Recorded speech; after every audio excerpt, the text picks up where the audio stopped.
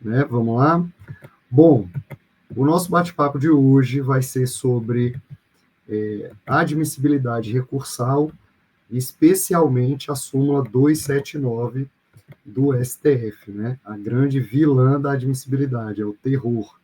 Essa semana eu fiz uma enquete e deu quase 80% das respostas de inadmissibilidade pela 279, né? Coloquei a 284, repercussão geral, mas a grande campeã é realmente a 279, e isso também está lá no site do STF, né? Quando a gente vai buscar ali a, a pesquisa de jurisprudência e digitar súmula 279, revaloração probatória, reexame de prova, vai ver que tem mais de 160 mil decisões do STF aplicando essa súmula. Então, ela é a campeã mesmo. E hoje você vai sair daqui sabendo como superá-la, tá? Eu vou me apresentar aqui para quem ainda não me conhece.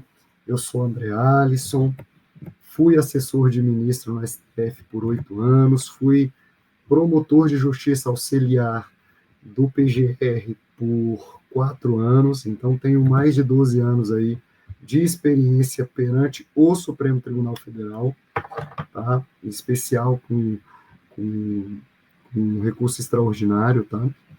Principalmente com recursos extraordinários. E é engraçado porque quando eu entrei no STF, né, eu era como a maioria, né, do pessoal que me manda mensagem, dos alunos. Eu entrei lá, nunca tinha visto um recurso extraordinário na minha vida, e eu lembro que uma assessora, ela virou para mim e falou, o que você está fazendo aí, menino? Eu estava olhando, né, ali de capa a capa o processo, e ela fala, o que você está olhando aí, menino? E ela e realmente eu era um menino, entrei ali com 23 anos, e ela virou, primeiro ela deixou, né, eu perder meu tempo, e depois ela falou, não, aqui a gente analisa de uma forma diferente, é de trás para frente. Então, você vai pegar o RE, vai olhar o acórdão recorrido, a decisão agravada, o recurso extraordinário, só depois que você vai ver a petição inicial. Você está fazendo o contrário. E ali, nesses 12 anos, eu acabei desenvolvendo um método, né? Um método de análise e um método de elaboração de recursos. Né? A partir da análise recursal, eu aprendi a fazer um recurso extraordinário que vai ser admitido no STF. Né? Nós temos só de súmulas no STF sobre recurso extraordinário, são 25 súmulas. Então, nós temos um cardápio ali de óbices processuais, com vários óbices, vários pressupostos objetivos, subjetivos. Então, hoje, eu vou trabalhar com vocês, a gente vai bater um papo sobre a 279, e eu peço para que vocês escrevam aí, coloquem nos comentários, né, as dúvidas que vocês têm, fiquem à vontade para me mandar por direct também, por e-mail, tá? Fiquem à vontade para entrar em contato. Vou explicar como é que esse processo, né, como é que é esse fluxo dentro do Supremo. Então, antes de chegar no gabinete, o seu recurso ele passa por 3 setores lá no STF. Tem a gerência de recebimentos e distribuição, gerência de análise de pressupostos objetivos e a gerência de análise processual. Então, ela passa por pelo menos 3 setores antes de ser analisado pelo gabinete. E hoje a gente tem, né, o Vitor, a Vitória, né, nós temos a inteligência artificial no Supremo, que também faz essa análise de recursos extraordinários, de agravos em recurso extraordinário também, né, para ver o cotejo, né, para cotejar o seu recurso com as súmulas do Supremo e os entendimentos jurisprudenciais, né, para barrar mesmo o seu recurso. E é plenamente compreensível. Eu estava olhando hoje aqui, eu estou com o painel, deixa eu tentar abrir aqui e compartilhar com vocês, mas só No ano de 2024, foram 38.072 decisões em RE, ARE e AI, né? Ainda tem alguns agravos de instrumentos lá na corte. E taxa de não provimento desses recursos está em 94,3%. Fechou em 94,3% no ano de 2024. Tá? E aí eu sempre pergunto, a culpa é do Supremo ou é do advogado? O Supremo é muito rigoroso ou o advogado que não domina os recursos, né? E aí eu peço para vocês que comentem aí o que vocês acham, se é o Supremo ou se é o advogado, tá? Mas adianto que com esse tanto de súmulas, o Supremo tem um papel também, né? Mas cabe ao advogado aí, ao recorrêncio, aprender e dominar e jogar a regra do jogo, né? Deixa eu compartilhar aqui com vocês essa tela. Ver se vai dar certo aqui. Tenham paciência, viu? Porque é um teste que está sendo feito aqui de transmissão ao vivo, tá? Deixa eu ver se deu certo aí. Ela aparece a tela para vocês?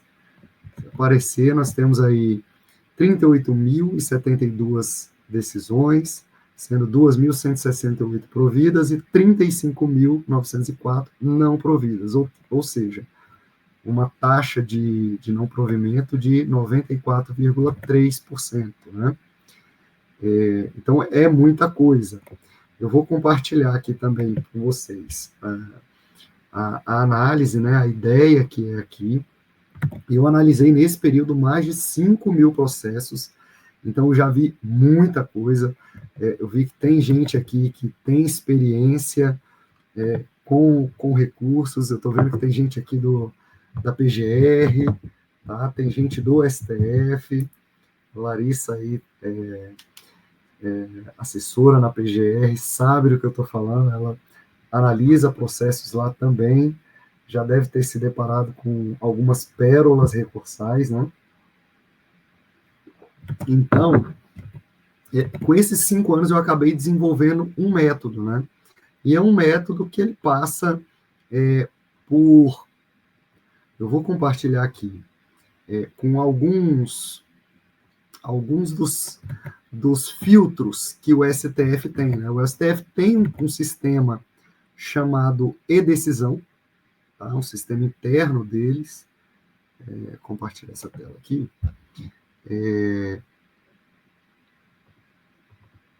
Aqui, ó.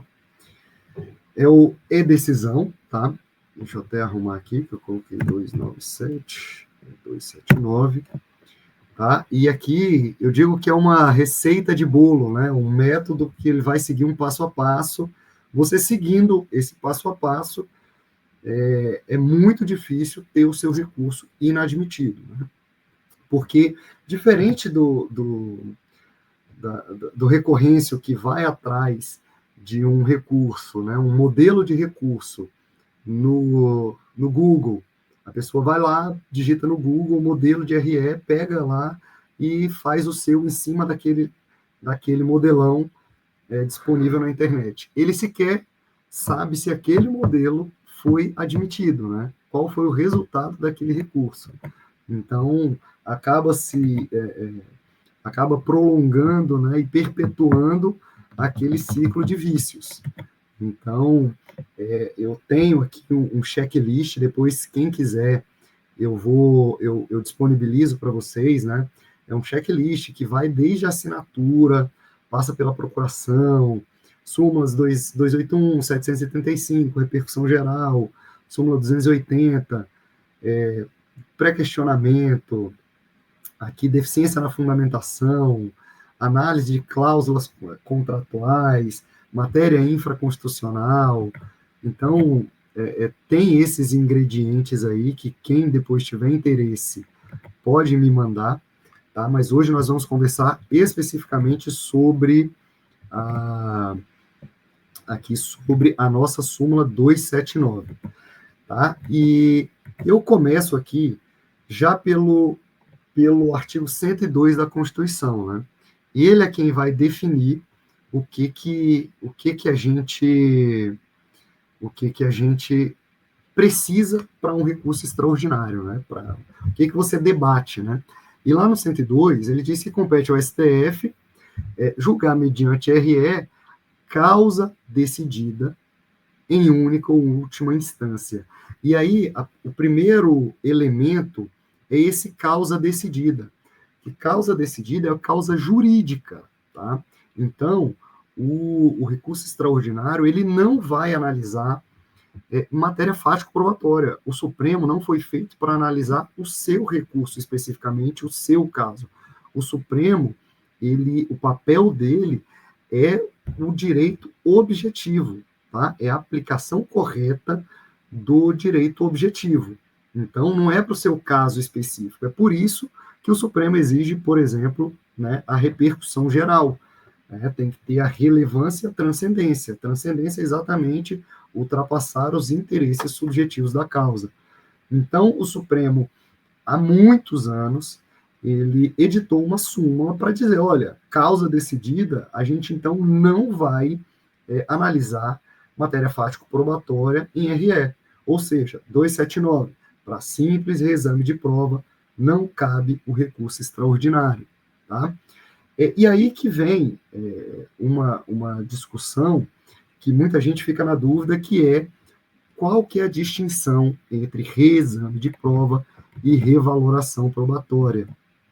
E acredito que muita gente já diga que isso é casuística pura, né?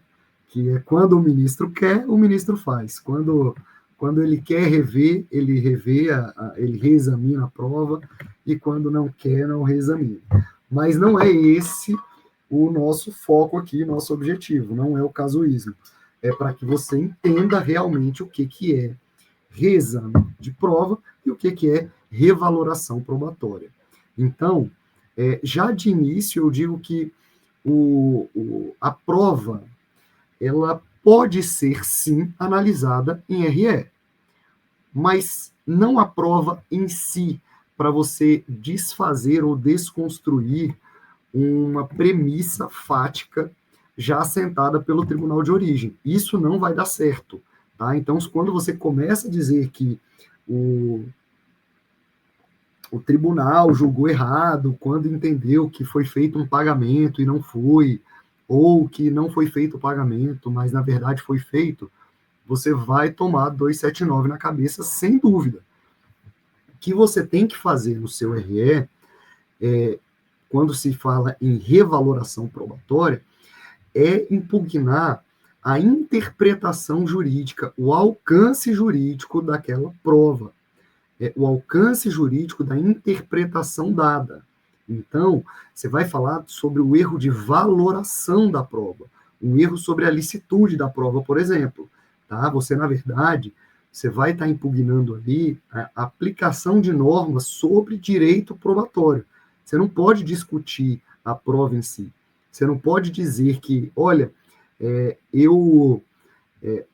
houve ofensa, né? Vamos dar um exemplo aqui de print de WhatsApp ou print de Instagram em ofensas. Você não vai dizer que, olha, está provado aqui que eu fiz porque tem um print. A questão não é essa. Não é dizer se você fez ou se não fez, se aconteceu ou não aconteceu. Quando você for levar para o STF a tua discussão, isso também vale para o STJ, porque o STJ tem a súmula 7, que é idêntica, tá, de redação idêntica, aplica do mesmo jeito, talvez até de forma mais rigorosa, mas você vai dizer, olha, eu não quero discutir aqui se foi feito o pagamento ou se não foi, se teve ofensa ou se teve. O que eu quero discutir aqui é se o print de WhatsApp, por exemplo, é um meio lícito de prova. Se tem violação de cadeia de custódia, se pode ser provado dessa forma. Eu quero dizer se a forma de pagamento, aquele comprovante de pagamento, eu quero saber se ele é válido. Eu não quero saber se teve pagamento ou não. Eu não estou discutindo isso. Isso já foi assentado nas instâncias de origem. O que eu estou discutindo aqui é a validade da prova, o alcance jurídico, a interpretação jurídica dada pelo magistrado, dada pelo tribunal. Então, é isso que eu vou discutir, tá? Então, é um erro de valoração ou de valorização das provas, tá? E, assim, esse erro, ele tem que ser analisado de forma abstrata, né? Tem que ser abstratamente considerado. Então, mais uma vez, não é para o meu caso. Eu não quero saber se o meu caso teve ofensa ou não. Eu quero saber se esse tipo de prova é admitido em direito para uma condenação, por exemplo.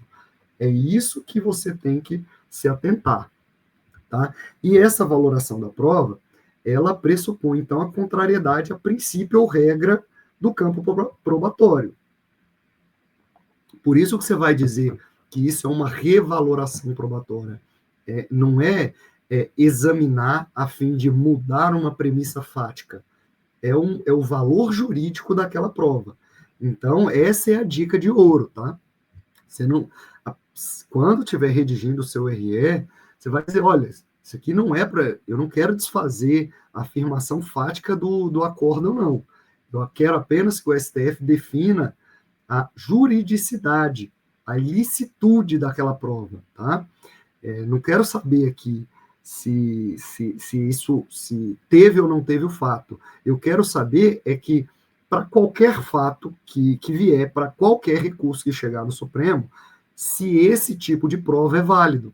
É só isso. O print da conversa, eu não quero saber do meu caso específico. Eu quero dizer que o print da conversa, ele é válido aqui para o próximo recurso, tá? Então, essa seria a dica de ouro sobre a 279. Então, presta bem atenção, anota isso aí, tá? Que isso faz a diferença no teu recurso. E também o pessoal aí que está analisando o processo do outro lado, sabe muito bem que é assim que olha, né? Se a pessoa está discutindo a prova em si ou os aspectos jurídicos dessa prova, né? Então, vamos lá. Eu tenho aqui alguns precedentes, e aí depois eu mando para vocês, quem tiver interesse, é bom ter esses precedentes na mão aí para se utilizar, dar uma analisada, né? Lupec entrou aqui, é um servidor do STF, né? Seja bem-vindo, Lupec. É Lupac ou Lupec, né? Comenta aí. Seja muito bem-vindo. Eu sei que trabalha no setor de admissibilidade, então você já vai me dizer aí o que é verdade, o que não é, tá bom? Seja bem-vindo, vamos lá. Recentemente, o STF julgou o RE 136-6665, tá? Um agravo regimental. E esse caso foi muito interessante. Eu vou compartilhar essa tela com vocês, para vocês verem aqui peraí, para vocês verem aqui, esse processo foi excelente, foi agora, no final de 2024, o Supremo, cadê? Aqui, ó. Ele estava discutindo cláusula de colaboração premiada, tá? O relator, né, originariamente era o ministro Edson Fachin, tá? Isso foi agora, ó, novembro de 2024. Esse é um recurso muito bom de se ter aí para você citar como exemplo no teu RE, tá?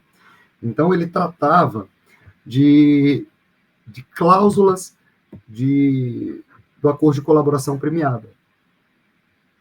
Uma das cláusulas dizia que a parte tinha que, né, o acusado ou o colaborador, ele tinha que prestar informações bimestrais, né, apresentar um relatório bimestral de atividade, né, e isso foi parar no Supremo, estava se discutindo se essa cláusula podia ou não podia, e inicialmente na monocrática, o ministro Edson Fachin não conheceu do RE, né, aplicando a súmula 279 e a súmula 454, né?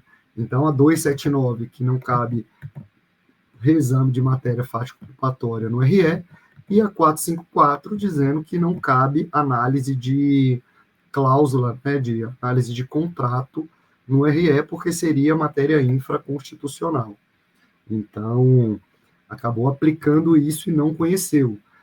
A parte, né, opôs embargos de declaração e agravo regimental também, dizendo, olha, não é, eu não estou discutindo aqui a cláusula, pelo contrário, eu quero é que a cláusula tenha validade. O que eu quero saber aqui qual que é o alcance dessa cláusula. Uma cláusula é legal, o Ministério Público criar uma sanção, ele não viola, fazendo isso, o princípio da legalidade penal, porque é uma sanção penal que o Ministério Público está criando. Isso, alegação do colaborador, né, da defesa do colaborador.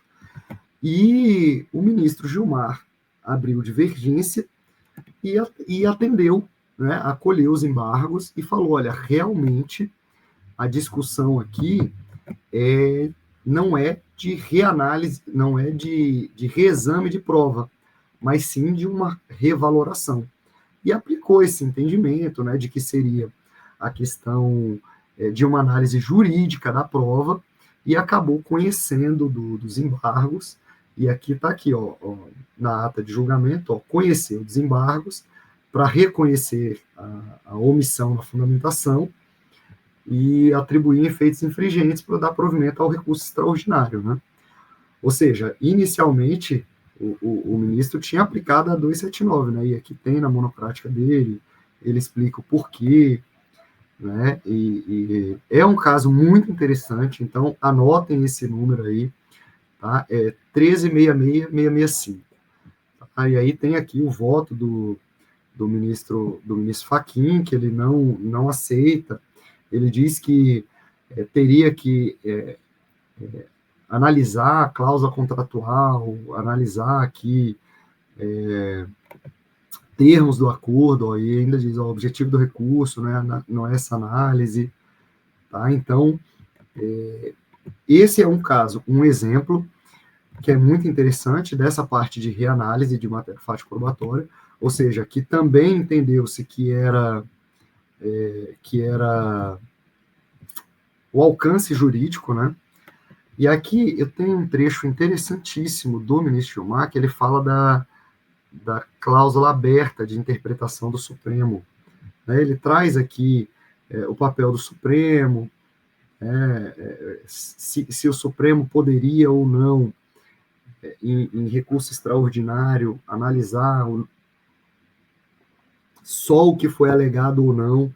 E essa aqui é uma parte interessantíssima para você colocar no seu RE, tá? Porque o Supremo tem um entendimento que é no sentido de que, pela dimensão objetiva do RE, há uma causa de pedir aberta. Então, uma vez conhecido o recurso, o Supremo pode julgar tudo que está lá por outros fundamentos, né? Não apenas os argumentos trazidos pelas partes, tá? Seria esse efeito devolutivo amplo no recurso extraordinário depois da admissibilidade, porque no juízo de admissibilidade é muito restrito mesmo, então tem que ter o pré-questionamento. Aí entendeu-se que a matéria foi pré-questionada ali para admissibilidade, o Supremo pode debater outras coisas que não foram trazidas ali pelas partes, tá? Então, isso o próprio Supremo reforçou esse entendimento aqui, tá certo? Bom, vou interromper esse compartilhamento aqui e vou dizer para vocês aqui também que tem outros precedentes no âmbito do STJ. Deixa eu compartilhar esse aqui, que esse é interessante também. Vocês estão vendo quando eu compartilho a tela aí, gente? Para mim aparece aqui. Para mim aqui aparece. Eu não sei para vocês aí. E como eu não estou vendo a resposta, Tá? Acaba que eu não tô sem a resposta de vocês aqui. Hoje está sendo, sabe aquele casamento às cegas? Está sendo a gente aqui, porque eu não estou vendo ninguém. Mas vamos lá. Então, aqui, no RESP 10.36.178, o ministro Buzzi, ele diz o seguinte, olha que interessante, isso aqui para você colocar no seu RE também, viu? Ou principalmente no seu recurso, né? A gente viu aí que um agravo regimental, um embargo de declaração, né? Quando o recurso interno é bem feito, tem sim a possibilidade de reforma daquela decisão, né? Daquele não conhecimento. Então, o ministro Buzzi, ele diz o seguinte, ó, o reexame de prova é uma reincursão no acervo fático probatório mediante análise detalhada de documentos, testemunhos, contratos, perícias e outros. Nestes casos, o relator não pode examinar a mera questão de fato ou alegação de erro facti judicando, tá? Ou seja, não pode fazer esse julgamento errôneo da prova, né, como a gente já tinha explicado ali atrás. Porém, o ministro acrescentou que o erro injudicando, tá, não é o erro do fato, tá? Ou seja, inclusive o proveniente de equívoco na valoração das provas e o erro improcedendo, que é o erro no proceder, cometido pelo juiz, né, o erro procedimental, o erro de fluxo, né, podem ser objeto de recurso especial, e também se aplica por recurso extraordinário. E aí ele vem, a revaloração da prova constitui atribuir o devido valor jurídico a fato incontroverso, sobejamente reconhecido nas instâncias ordinárias, prática francamente aceita em sede de recurso especial. Esse caso era sobre responsabilidade civil de seguradora em caso de roubo de carga, tá? É um caso interessante também para se colocar como exemplo de afastamento da súmula 279. Tem também o RESP 683.702, né, em que tratava de uma condenação de um administrador por falta de recolhimento de contribuição previdenciária. E ali o ministro Fischer, ele entendeu que tinha, né, documentos, testemunhas, mas eles acabaram não admitindo uma prova. Então, eles negaram o direito das partes de produzirem uma prova. Então, quando isso chegou no STJ, não se estava discutindo se tinha acontecido ou não. A discussão era, olha, violou normas e regras do direito probatório. Eu fui impedido de produzir uma prova. Então, não quer saber se aconteceu ou não aconteceu. Primeiro, STJ diz aqui, porque você que é o guardião aqui da legislação federal, né, e aí, gente, quando eu falo da 279, também se aplica para o RESP e para o RE, tá? Então, assim, diz, olha, eu não quero discutir com você aqui a existência ou não desse fato. Eu quero dizer que sequer eu pude provar, né? Então, e nesse RESP 683.702, o ministro diz isso, olha, não é só em consequência do erro de direito que pode haver má valoração da prova. Ela pode decorrer também do arbítrio do magistrado ao negar-se a admiti-la. Então, essa parte também foi afastada, né, essa súmula, que apesar de o Supremo já ter usado por mais de 160 mil vezes, nesse caso a gente teve êxito, né, nesses casos. E você agora aprendendo vai ter no seu também, né? E eu aproveito aqui, né, falando de 279 e do checklist, né, lembrando que nesses 12 anos eu acabei desenvolvendo um método que eu chamo de Código Supremo de Admissibilidade, né? com o meu checklist, que eu já coloquei aqui, já coloquei à disposição de vocês. Inclusive na bio, pessoal, eu vou pedir a ajuda de vocês aí, a colaboração. Na minha bio, eu estou com uma enquete rápida, 2 minutinhos. Você responde e me ajuda muito ali, para eu saber realmente as dificuldades de quem está interpondo aí um recurso extraordinário, um recurso especial, os motivos, o que, que aconteceu no seu caso, tá?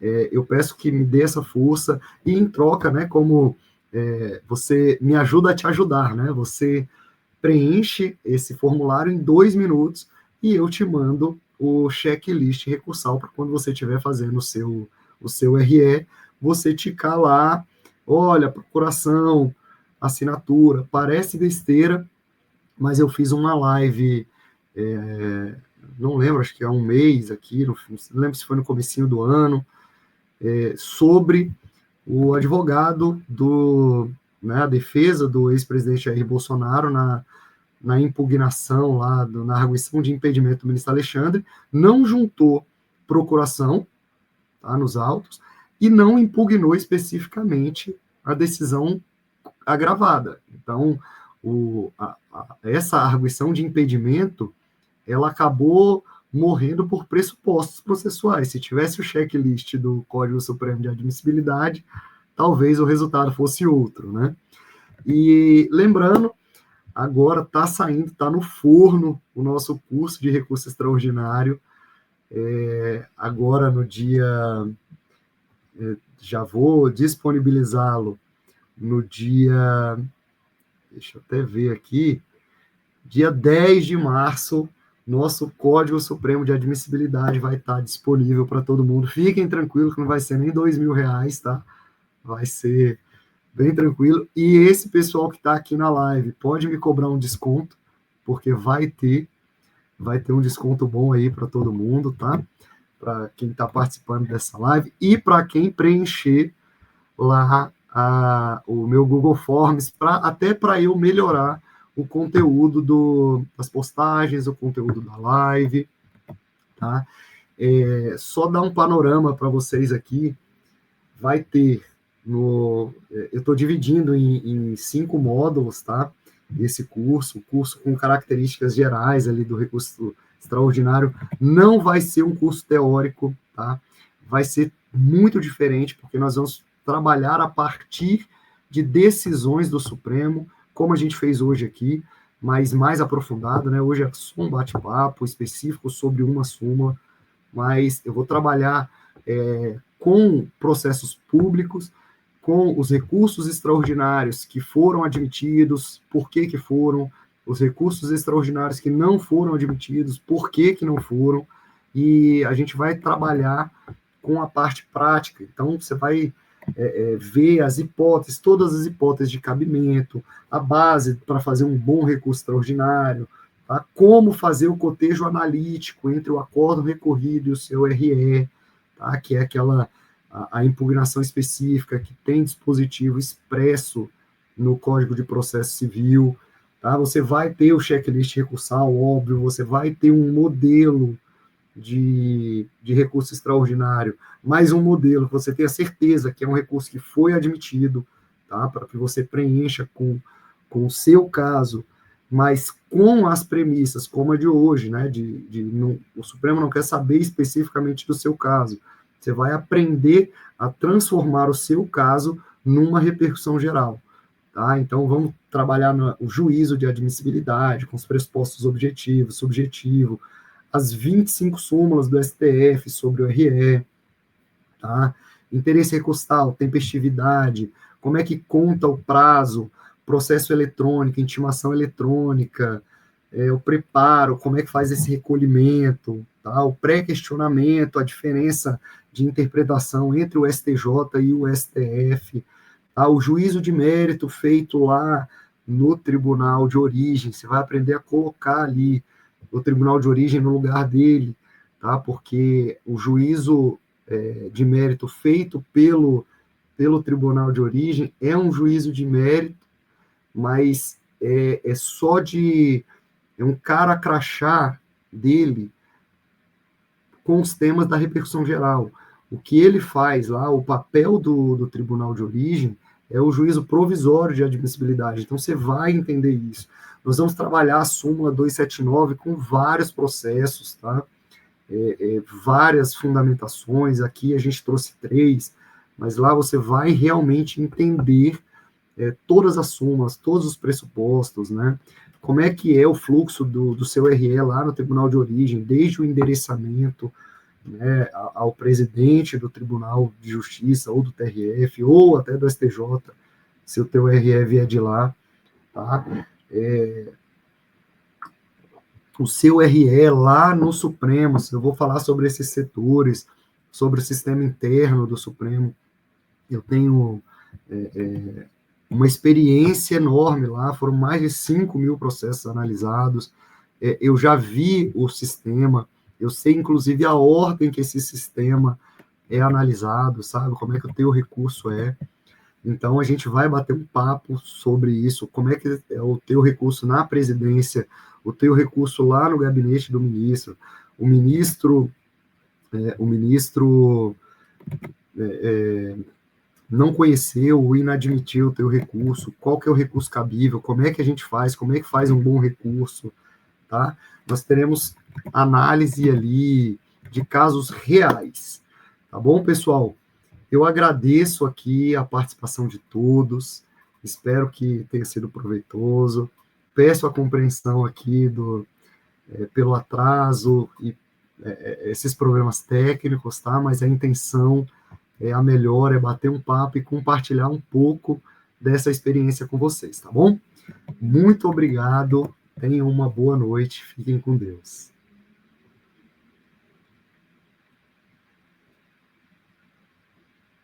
Foi? Conseguem?